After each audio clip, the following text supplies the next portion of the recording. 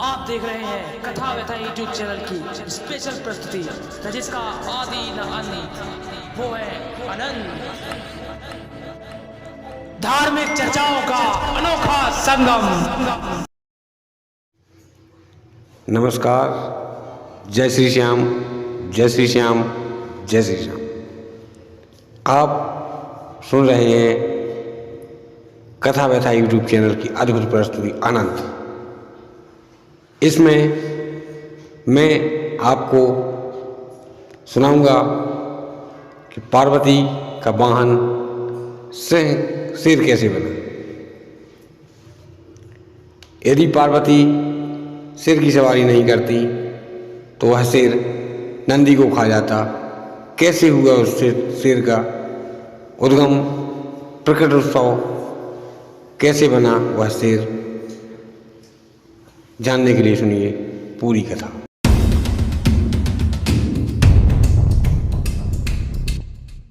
जय श्री श्याम, जय श्री श्याम, जय श्री श्याम। प्रसंग उस समय का है जब माँ पार्वती की भोलेनाथ से दूसरी शादी हो चुकी थी। पहली शादी माता सती से हुई थी, उसकी कथा आप सभी लोग जानते होंगे। इसके बाद भगवान शिव सती के शरीर त्यागने के बाद भगवान शिव 27 कल्प की समाधि में चले गए। जब उनकी समाधि नहीं टूटी तब देवताओं ने विचार किया कि अब इनकी समाधि तोड़वानी पड़ेगी। इस पर कई प्रयत्न किए गए, लेकिन सारे प्रयत्न विफल हो गए। तब उन्होंने कामदेव से कहा कि तुम प्रयत्न करो। इस पर कामदेव ने मना किया कि मैं यह काम नहीं करूँगा, मैं भोलेनाथ के विरुद्ध नहीं जाऊँगा। तब इंद्र आदि समस्त देवताओं मिलकर ब्रह्मा जी के पास पहुँचे। ब्रह्मा जी ने विष्णु जी के पास पहुँचे। विष्णु जी ब्रह्मा विष्णु मिलकर कामदेव को बुलाया। इंद्र आदि सभी देवताओं ने समझाया कि यह जनहित का कार्य है, यदि आप यह नहीं करेंगे तब जनहित में बहुत बड़ी गड़बड़ हो जाएगी। क्योंकि जब शिव समाधित हुए थे उस समय पे एक आपने भी देखा होगा, लोग कहते हैं कि इसने मौके का फ़ायदा उठाया है। कहीं भी देखा होगा, कोई भी चीज़ बिक रही है या किसी की मजबूरी है, उस पर वो आदमी चीज़ बेचता है, कोई चीज़ खरीद लेता है, तब लोग कहते हैं कि मौके का फ़ायदा उठा लिया है। इसी प्रकार से एक राक्षस हुआ तारकासुर नाम का, उसने मौके का फ़ायदा उठाया। उसने सोचा कि शिव कभी समाधि से बाहर नहीं आएंगे और उसने वरदान मांग लिया कि शिव पुत्र ही मुझे मारेंगे।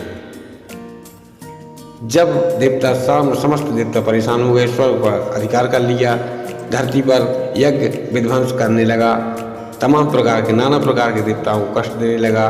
देवताओं को जब यज्ञ नहीं होंगे तब देवताओं को भोजन नहीं मिलेगा।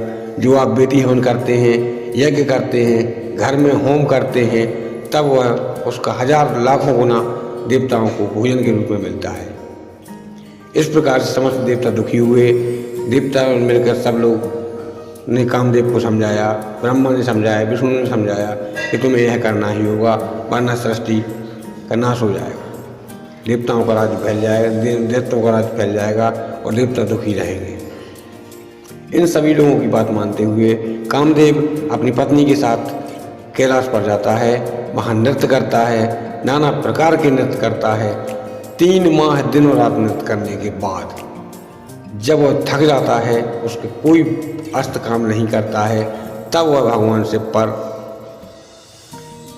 शिव पर अपना कामदेव बाण छोड़ देता है, जिससे काम वासना भड़कती है। उस समय पर जब भगवान शिव पर काम बाण छोड़ा जाता है, उस समय पे यहाँ तक कि रामायण में लिखा हुआ है, आप लोग देख सकते हैं कि पेड़ पौधे, नदी, तालाब समस्त काम रूपी हो गए थे। जब शिव में वह बाण लगा तब शिव हिल गए और उनकी तपस्या टूटी। जैसे ही शिव ने तीसरा नेत्र खोला, कामदेव जल के भस्म हो गए, राख का ढेर में परिवर्तन हो गए। इस प्रकार से कुछ समय बाद समस्त देवता छुपे रहे। जब कुछ शांति हुई तब ब्रह्मा जी आगे आए और ब्रह्मा ने कहा, हे शिव, ये तुमने क्या किया? प्रणाम करते हुए ब्रह्मा जी ने, विष्णु जी ने प्रणाम किया। अब क्रोध पर काबू कीजिए और इसे वापसी होने का वरदान दीजिए। यदि हम ऐसा नहीं करते तो राक्षस का सारी सृष्टि का नाश कर देता, फिर हम और आप कहाँ पूजे जाते, कौन हमें पूछता। तब फिर उन्होंने उस आत्मा रूपी शरीर से कहा, क्योंकि मर तो सकता नहीं है, शरीर भस्म हो गया था। उन्होंने कहा, जाओ तुम तपस्या करो। जल में बैठकर तपस्या की और उनसे वरदान दिया गया कि जब भगवान कृष्ण होंगे, उनके पुत्र के रूप में, प्रद्युम्न के रूप में तुम होगे और फिर बाद में तुम अपनी पत्नी से विवाह करोगे। घटना यही हुई। धीरे धीरे करके समय व्यतीत हुआ, जो हमेशा चलता रहता है। समय कभी नहीं रुकता है। इस सृष्टि में समय केवल एक बार रुका था। कितना रुका अभी कोई कल्पना नहीं कर सकता। भगवत गीता में 18,000 श्लोक, 18,000 श्लोकों बोलने में कितना समय लग सकता है, ये आप कल्पना कर सकते हैं। जब भगवान ने भगवत गीता सुनाई थी उस समय पे केवल समय रुका था, बाकी समय कभी नहीं रुकता है। जब कामदेव प्रद्युम्न के रूप में जन्म लिया, वो कथा अलग है, सुनाने में काफ़ी समय, वीडियो काफ़ी लंबा हो जाएगा। इस प्रकार से बाद में सती के जन्म सब विवाह हुआ। तो किसी ने कहा है, बुंदेलखंड में एक कहावत है कि सास हमारी भोली भाली, ससुर हमारे कुंवारे, और हमरे पति के डरे पालना सो हमें झूला बना रहे। इस प्रकार से प्रद्युम्न का जन्म हुआ और कामदेव वापसी हुए। इसके बाद देवताओं ने अनुनय विनती करते हुए भगवान शिव को माँ पार्वती के साथ विवाह करने के लिए मनाया और माँ पार्वती से भगवान शिव का विवाह हो गया। यह कथा भी आप लोग जानते होंगे। इसके बाद अब चलते हैं उस कथा की ओर कि भगवान माँ पार्वती का वाहन शेर कैसे बना। शेर तो इस सृष्टि में पहले से ही थे, लेकिन वाहन कैसे बना अब आप देख सुनेंगे। एक समय पे होली का समय था। होली को बुंदेलखंडी में फाग कहा जाता है। मिट्टी कीचड़ एक दूसरे पर डालते हैं। माँ पार्वती और भगवान भोलेनाथ बैठे हुए थे, तो माँ ने कहा कि भोलेनाथ, ये फाग फजी क्या होती है। तब भोलेनाथ ने कहा, ये फाग फजीता है, इसके चक्कर में ना पड़ो तो ज़्यादा बेहतर। इतने में माँ को एक शरारत सूझी और उन्होंने जो शिव के सामने धुआं जल रहा था उसमें से एक मुट्ठी राख उठाकर भगवान पर फेंकी। राख में आप लोग जानते हैं कंकड़ पत्थर भी होते हैं। एक कंकड़ था, वह जाके चंद्रमा पर लगा। चंद्रमा के मुख से उसी समय कुछ अमृत की बूंदें टपकी, जो भगवान शिव जो बाघ की खाल पर बैठे हुए थे वह उस खाल पर गिरी और भगवान शिव को उस हटाते हुए वह बाघ शेर प्रकट हो गया। क्योंकि वह शेर तो अमर था, उसे कभी मरना नहीं था, अमृत गिर चुका था। और शेर जैसे अपने उग्र रूप में आया और उग्र रूप में आकर सबसे पहले उसे भगवान भोलेनाथ का वाहन नंदी दिखाई दिया। आपने देखा होगा कि शेर मांसाहारी होता है और सबसे पहले उसे मांस जानवरों में केवल नंदी का दिखाई दिया। और शेर जैसे ही नंदी पर टूटने को हुआ, उस नंदी को खाने के लिए पीछे हुआ, उस पर भगवान शिव ने कहा, देखो पार्वती, तुमने गलती की है, अब इसका परिणाम तुम ही भुगतो, तुम इसे वाहन बनाओ, वरना ये तुम्हारे वाहन को खा जाएगा। उस पर माँ पार्वती दुर्गा रूप में प्रकट हुई और दुर्गा रूप में प्रकट होने के बाद उस शेर पर सवारी की। इस प्रकार से माँ पार्वती का वाहन शेर बना।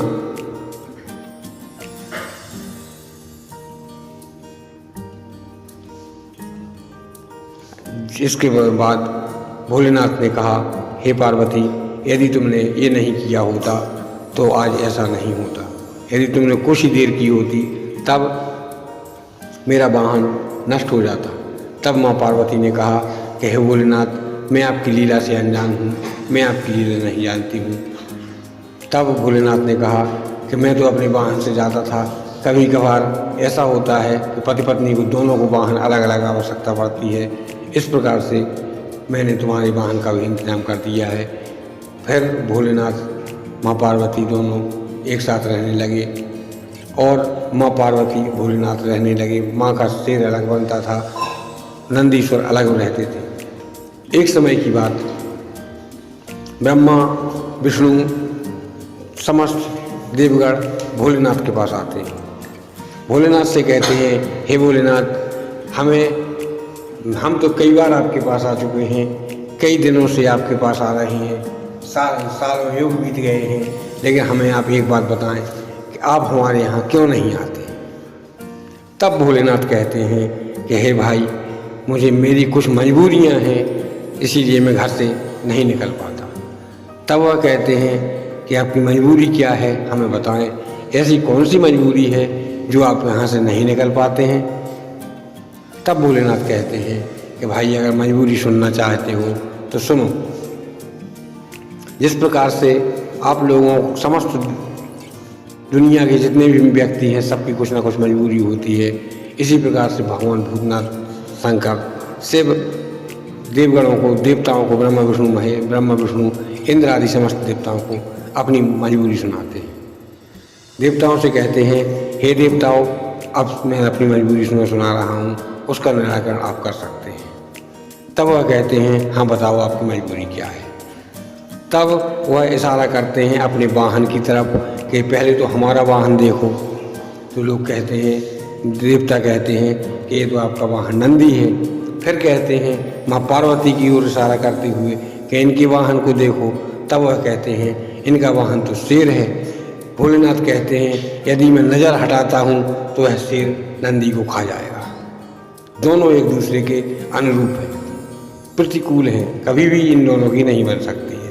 कहते हैं, ठीक है, आप अपना वाहन लेके चले जाओ, फिर तो ये समस्या खत्म हो जाएगी। फिर भोलेनाथ कहते हैं, अभी समस्या खत्म नहीं हुई। अब देवता कहते हैं, अब क्या समस्या है। तब भोलेनाथ कहते हैं, हमारे बड़े पुत्र का वाहन मोर है और हमारे गले में ये कई विषधर नाग पड़े हुए हैं। यदि एक नज़र हटाई तो यह मोर इन विषधरों को उतार कर अपना भोजन बना लेगी। इसके बाद भोलेनाथ कहते हैं कि अभी एक समस्या तो बाकी रह गई है, वो मैं आपको बताना भूल गया। तब वह कहते हैं, हाँ बताइए, अब अपनी एक और समस्या बताइए। अब तुम्हें क्या है, आना नहीं है तो 50 समस्याएं होती हैं। तब वह कहते हैं कि एक समस्या और है, मेरे छोटे लड़के का वाहन चूहा है और सर्प और चूहे की दुश्मनी है। यदि जरा सी नज़र हटाता हूँ, मुझे ध्यान करना पड़ता है, ध्यान में भी कि हमारा सर्प उतर कर कहीं चूहे को अपना ग्रास ना बना ले। इस प्रकार समस्त देवता हंसते हैं और हंसने के बाद भोलेनाथ से कहते हैं, ठीक है भोलेनाथ, आप जहाँ हैं वहाँ रहिए, मुझे जब ज़रूरत पड़ेगी मैं आपके पास आ जाऊँगा। हंसी खुशी देवता सब चले जाते हैं। भगवान भोलेनाथ हंसने लगते हैं और इस प्रकार से भोलेनाथ अपनी मजबूरी बता देते हैं। यह कथा यहीं समापन होती है। अगर आपको यह कथा अच्छी लगी हो तो लाइक करें, शेयर करें, सब्सक्राइब करें, कमेंट करें। जय श्री श्याम, जय श्री श्याम, जय श्री श्याम, जय भोलेनाथ, जय